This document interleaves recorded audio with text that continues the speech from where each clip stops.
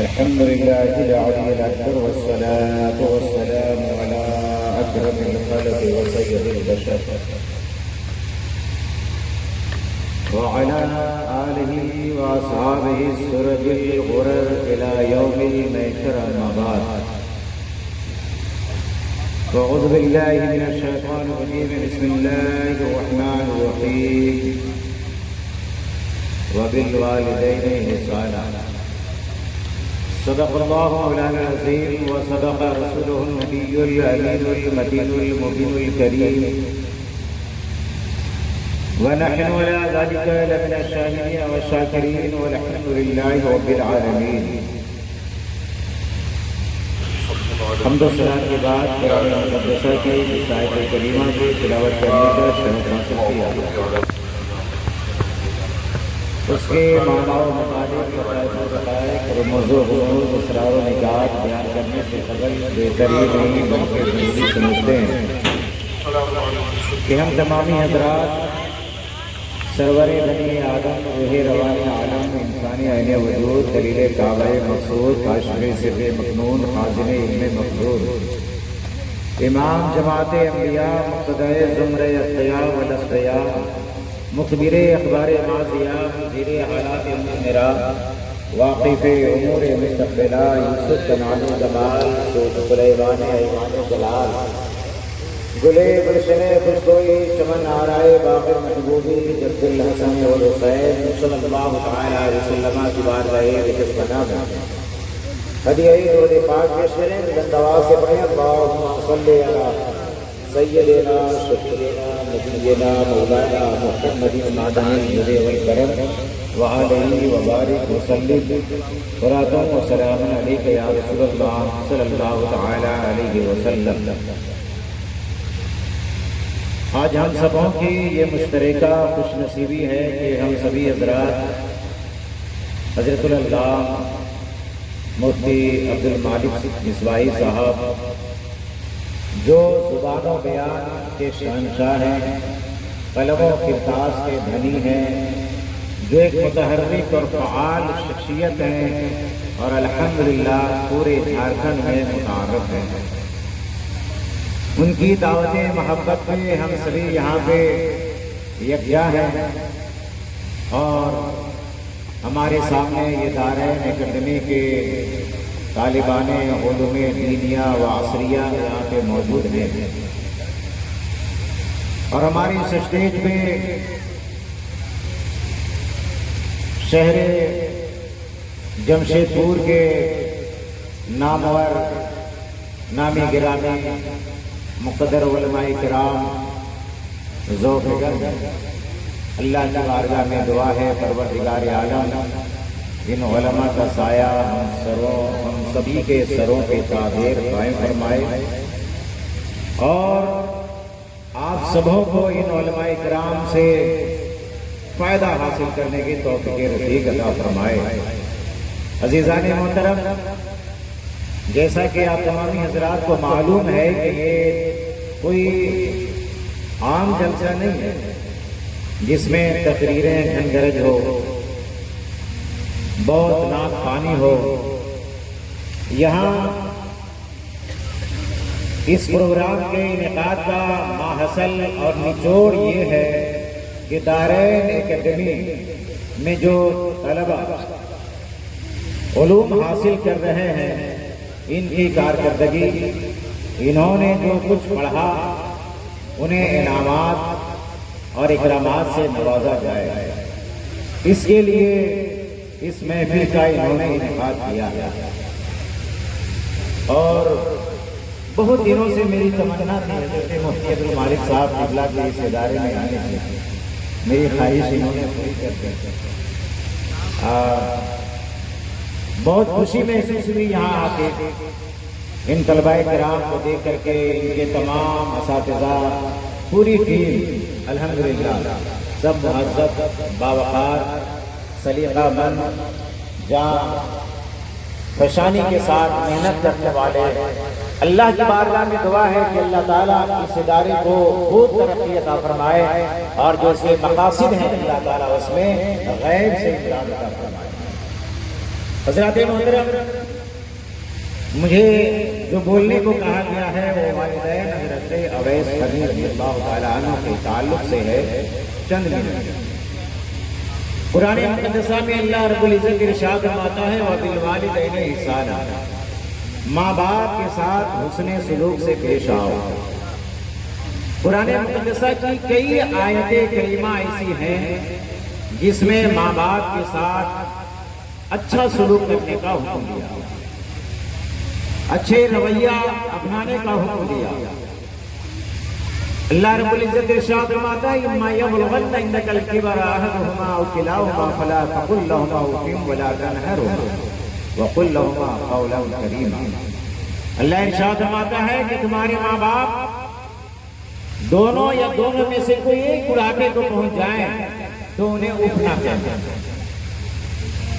ان سے نرم لہجے میں بات کرنا، انہیں نہ ڈانٹنا، نہ جھڑکنا، نہ ڈپٹنا، بلکہ نرم لہجے میں ان کے سامنے بات کرنا۔ قرآن کا انداز سلوک دیکھیں، قرآن ہمیں یہ بتا رہا ہے کہ ماں باپ کے ساتھ تمہیں کس طرح کا رویہ رکھنا ہے، کس طرح کا سلوک تمہیں اپنانا ہے۔ تو قرآن نے یہاں صاف واضح لفظوں میں بیان کر دیا ہے کہ ان کے سامنے ادب سے رہو، اطاعت شعاری کرو، فرما برداری کرو، اونچی آواز میں نہ بولو بلکہ دبے اور دبی آواز میں ان کے سامنے پیش آؤ، اخلاق اور محبت سے پیش آؤ۔ قرآن مقدسہ کی آیت کریمہ میں اللہ تعالیٰ نے ماں باپ کے ساتھ حسن سلوک کا جو طریقہ بیان فرمایا ہے، ہم سبھی مسلمانوں پہ لازم و ضروری ہے کہ اس پہ ہم لوگ عمل کریں اور ماں باپ کے ساتھ اچھے رویے کے ساتھ پیش آئیں۔ آقا کریم صلی اللہ تعالیٰ علیہ وسلم نے اس پہ عمل کیا، صحابہ کرام کو تعلیم دی اور صحابہ کرام نے بھی عمل کیا۔ آقا کریم صلی اللہ تعالیٰ علیہ وسلم ارشاد فرماتی رضا الرب فی رضا الوالدین و سخط الرب فی سخط الوالدین۔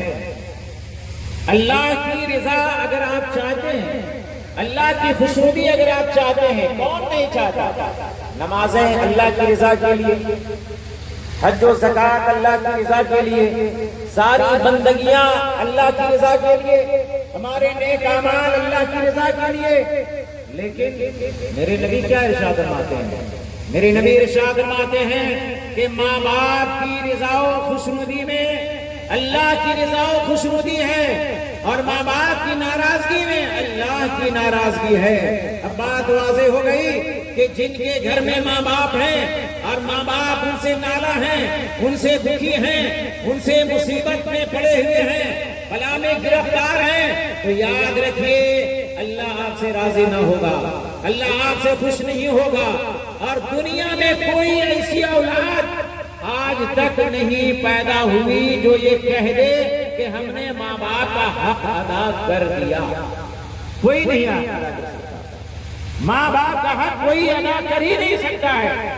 ذرا غور تو کریں، نبی کریم صلی اللہ تعالیٰ علیہ وسلم کی بارگاہ میں ایک شخص آتا ہے اور عرض کرتا ہے یا رسول اللہ، یا رسول اللہ، من احق بصحابتی، میرے حسن سلوک کا سب سے زیادہ حقدار کون ہے؟ تو میرے آقا ارشاد فرماتے ہیں امک، تمہاری ماں ہے۔ پھر اس نے عرض کیا اس کے بعد کون؟ میرے نبی نے ارشاد فرمایا تمہاری ماں۔ پھر اس نے کہا اس کے بعد کون؟ میرے آقا نے ارشاد فرمایا تمہاری ماں۔ پھر عرض کیا اس کے بعد کون؟ فرمایا تمہارے والد۔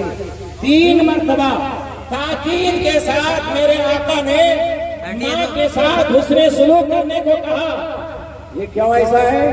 اس لیے ہے کہ بچے کی پرورش میں، اس کی نگہداشت میں، اس کی دیکھ بھال میں، اس کی تعلیم و تربیت میں سب سے زیادہ اگر کوئی مشقت اٹھاتی ہے تو ماں کی ذات ہے، ماں کی ذات ہے۔ اس کے بعد پھر باپ کے ساتھ حسن سلوک کرنے کو کہا گیا۔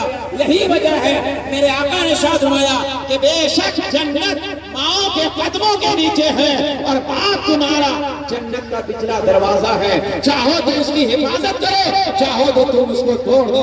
اب بات واضح ہو گئی، توازن برقرار رکھنا ہے کہ ہمیں ماں کی بھی خدمت کرنی ہے، ہمیں باپ کی بھی خدمت کرنی ہے۔ جب ماں کی خدمت کریں گے جنت ملے گی، لیکن اگر باپ کو بھی ستایا ہے تو جنت کا دروازہ آپ کے لیے نہیں کھلے گا۔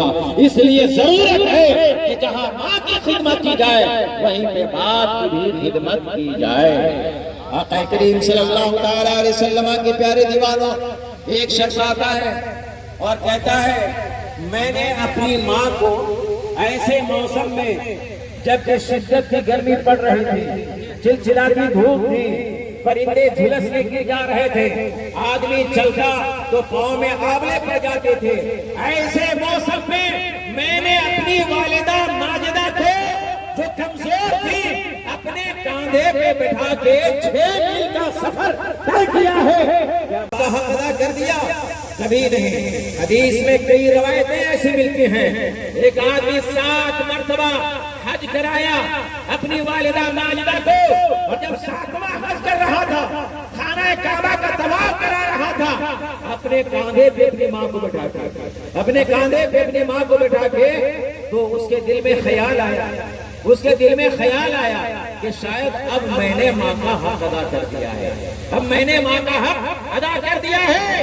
عزیزان محترم، تو یاد رکھیں اس کے تعلق سے بھی میرے آقا نے یہی ارشاد فرمایا کہ تمہاری ماں جو سانس لیتی تھی تمہاری پیدائش کے بعد، شاید ایک سانس کو بھی تم نے پوری کر لیا ہو تو پتا چلا حج کرا دو، پوری زندگی خدمت کرتے رہو، پوری زندگی دوائی دیتے رہو، پوری زندگی ان کی جو ہے عکاشیاری کرتے رہو، پھر بھی کوئی دعویٰ نہیں کر سکتا کہ میں نے ماں باپ کا حق ادا کر دیا ہے۔ یہ طلبہ کرام جو یہاں پہ موجود ہیں، اللہ کا کرم ہے کہ یہ یہاں تربیت حاصل کرتے ہیں کہ اساتذہ کا بھی حق ادا کرنا ہے، ماں باپ کا بھی حق ادا کرنا ہے، اپنے نفس کا بھی حق ادا کرنا ہے، اللہ کا بھی حق ادا کرنا ہے۔ اس لیے کہ 3 طرح کے حقوق ہم پہ ضروری ہے۔ ایک ہے حق اللہ، نماز، روزہ، حج، زکات، یہ سب حقوق اللہ ہے، یہ سب حقوق اللہ ہے۔ ایک ہے حقوق العباد۔ حقوق العباد کیا ہے؟ حقوق العباد یہ ہے کہ جو ماں باپ کا حق ہے، استاذ کا حق ہے، نبی کریم کا حق ہے، علماء دین کا حق ہے، ان حق کو ادا کیا جائے۔ پڑوسیوں کا حق ہے، رشتہ داروں کا حق ہے، بہن بھائیوں کا حق ہے، ان حقوق کو ادا کیا جائے۔ اور تیسرا حق کیا ہے؟ اپنے نفس کا ہے۔ تیسرا حق اپنے نفس کا ہے۔ اپنا نفس کا مطلب کیا ہے؟ اپنے نفس کی حفاظت کریں۔ اگر آپ حفاظت نہیں کریں گے تو پھر حقوق اللہ ادا کیسے ہوگا؟ حقوق العباد ادا کیسے ہوگا؟ اس لیے جہاں اللہ کا حق ہے، جہاں بندوں کا حق ہے، وہاں اپنے نفس کا بھی حق ہے۔ عزیزان محترم، حضرت سلمان فارسی اور حضرت ابو درداء کے درمیان میں میرے آقا نے مواقعات فرمائی تھی، یعنی بھائی کا رشتہ جوڑا تھا، بھائی کا رشتہ جوڑا تھا۔ ایک مرتبہ حضرت سلمان فارسی رضی اللہ تعالیٰ عنہ حضرت ابو درداء کے گھر گئے، آپ نے دیکھا کہ ان کی اہلیہ محترمہ گندے لباس میں ہے، گندے لباس میں ہے۔ حضرت ابو درداء کی اہلیہ سے آپ نے پوچھا ایسا کیوں؟ تم نے گندے لباس کیوں پہن رکھا ہے؟ تو ان کی اہلیہ نے کہا کہ آپ کے بھائی کو مجھ میں رغبت نہیں ہے، آپ کے بھائی کو مجھ میں رغبت نہیں ہے، تو میں اچھے کپڑے پہن کے کیا کروں؟ اچھے کپڑے پہن کے کیا کروں؟ حضرات محترم، جب ابو درداء آئے تو حضرت سلمان فارسی ان کے گھر میں ہیں۔ ابو درداء آئے، کھانا بنا، دسترخوان لگا دیا۔ جب دسترخوان لگا دیا گیا تو حضرت ابو درداء نے یہ معذرت کی کہ میں نفل روزے میں ہوں، لہذا آپ تناول کر لیں، میں تناول نہیں کروں گا۔ لیکن حضرت سلمان فارسی رضی اللہ تعالی عنہ نے ارشاد فرمایا کہ جب تک آپ میرے ساتھ کھانا نہیں کھائیں گے میں کھانا نہیں کھاؤں گا۔ ایک بھائی کی محبت میں حضرت ابو درداء نے نفل روزے کو توڑا اور دسترخوان پہ بیٹھ کے کھانا کھانے لگے۔ جب رات ہوئی تو نفل نماز کے لیے کھڑے ہو گئے، ان کے لیے بستر لگا دیا۔ حضرت سلمان فارسی نے کہا آپ کو نفل پڑھنے نہیں دوں گا، پھر تھوڑی دیر کے بعد اٹھے، پھر نفل نماز کے لیے اٹھے، آپ نے کہا میں پڑھنے نہیں دوں گا۔ تھوڑی دیر آرام کیا، دونوں لوگوں نے آرام کرنے کے بعد رات کے آخری वजू किया, फिर नफल नमाज पढ़े। और अबू दर्दा से सलमान फारसी ने कहा, मेरे भाई अल्लाह का भी हक है, नफ्स का भी हक है, बीवी का भी हक है, नफ्स को भी बचाइए, इसकी भी हिफाजत कीजिए।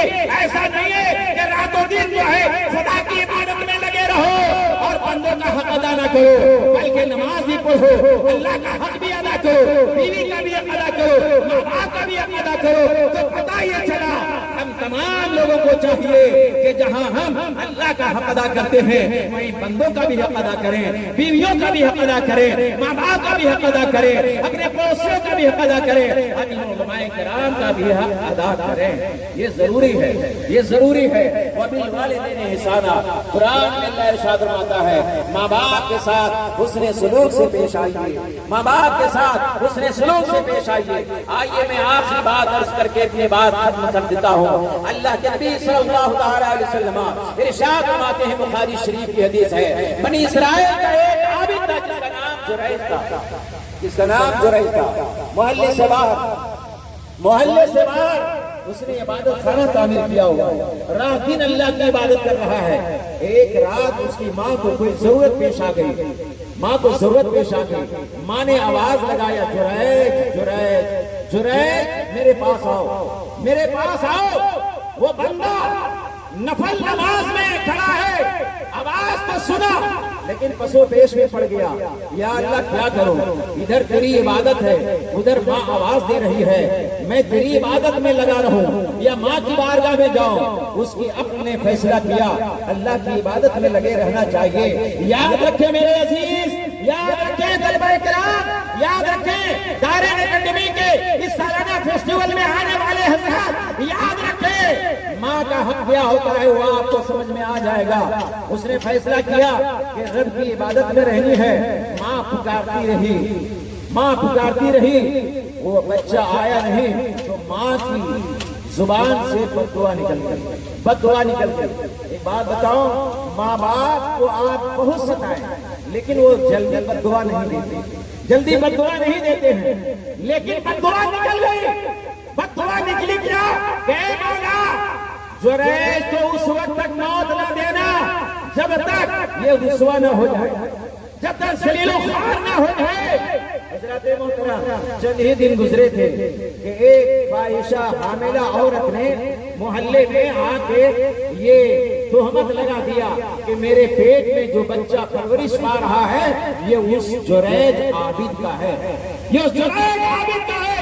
अब गांव वालों ने कुछ नहीं देखा न सुना, आके इबादत खाने को ढा दिया और कहा जुरैज तुम इतना गंदा काम करता है, बाहर आबादी से आके घर बना के इबादत करता है, इसीलिए करता है। वो मना करता रहा, मैंने ऐसा नहीं किया है, मैंने ऐसा नहीं किया है। और वाकई उसने ऐसा नहीं किया था, वाकई उसने ऐसा नहीं किया था, लेकिन माँ की बददुआ काम कर रही है, माँ की बददुआ काम कर रही है। अल्लाह अकबर, वो अल्लाह का वली था, जलाल आ गया, इधर माँ की बददुआ काम कर गई है।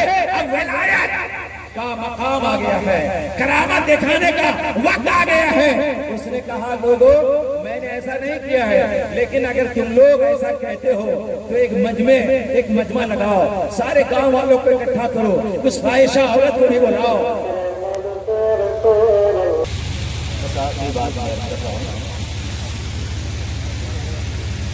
नबी करीम सल्लल्लाहु अलैहि वसल्लम के प्यारे दीवानों, मजमा लगा, सारे लोग इकट्ठा हो गए। उस अल्लाह के वली ने उस फाहिशा औरत के पेट की तरफ इशारा करके फरमाया, बोल बच्चा तेरा बाप कौन है? अभी बच्चे की विलादत नहीं हुई है, माँ के पेट में है। तो उस औरत के पेट से बच्चा बोलता है, लोगों जुरैज पाक है, मेरा बाप फला चरवाहा है, फला चरवाहा है।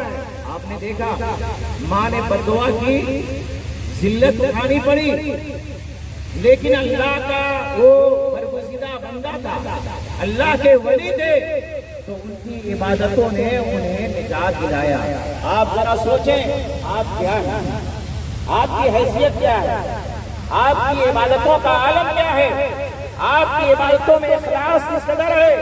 तो हमारे पास ना तो ऐसी इबादत है कि کوئی مصیبت میں چھٹکارا دلائے، نہ ہمارے پاس ماں باپ کی ایسی خدمت ہے جس سے ہمیں جنت حاصل ہو سکے، تو ضرورت ہے کہ ماں باپ کی بھی خدمت کریں اور عبادتوں میں اخلاص پیدا کریں۔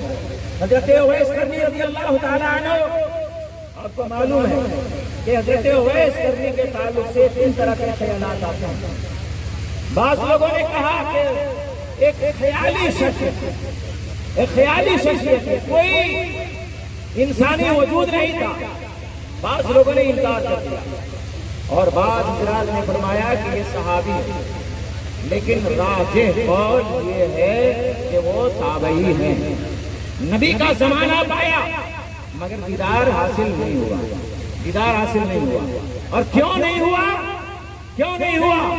اس لیے کہ جو وجہ بیان کی جاتی ہے وہ یہی ہے کہ ان کی ایک ضعیفہ ماں تھی، بوڑھی تھی، جو رات دن ان کی خدمت میں رہا کرتے تھے، تو ماں کی خدمت کی وجہ کر کے میرے نبی کی بارگاہ میں جا نہ سکے، ملاقات حاصل نہ ہو سکی۔ ذرا غور فرمائیں، ایک صدیق اکبر ہے کہ نبی کی محبت میں اپنا گھر چھوڑ دیا، پریوار چھوڑ دیا، نبی کی رفاقت حاصل کیا، اور ایک حضرت اویس کرنی ہے کہ ماں کی محبت میں نبی کے دیدار کو نہیں گئے۔ بزرگوں کی باتیں الگ ہوتی ہیں، بزرگوں کی بات کا عالم یہ ہوتا ہے کہ کبھی کسی کی جنازہ نہ پڑھنا ان کے لیے بہتر ہوتا ہے۔ جیسے حضرت ابن سیرین نے حضرت حسن بصری کا جنازہ نہیں پڑھا، تو بعض اللہ کے وہ برگزیدہ بندے ہوتے ہیں کہ جن کا حج کرنا نہ کرنے سے بہتر ہوتا ہے، یا حج نہ کرنے سے بہتر ہوتا ہے، یہ ان کی نیتوں پر موقوف ہے۔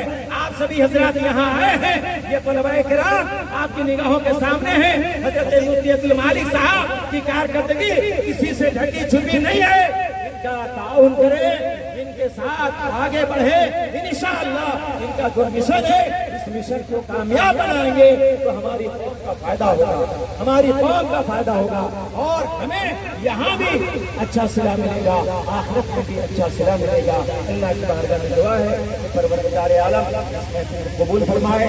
جو کچھ میں نے کہا ہے اس کے بولنے میں کسی طرح کی لفظ ہوئی ہو، توبہ کرتا ہوں، استغفر اللہ العظیم من کل ذنب واتوب الیہ۔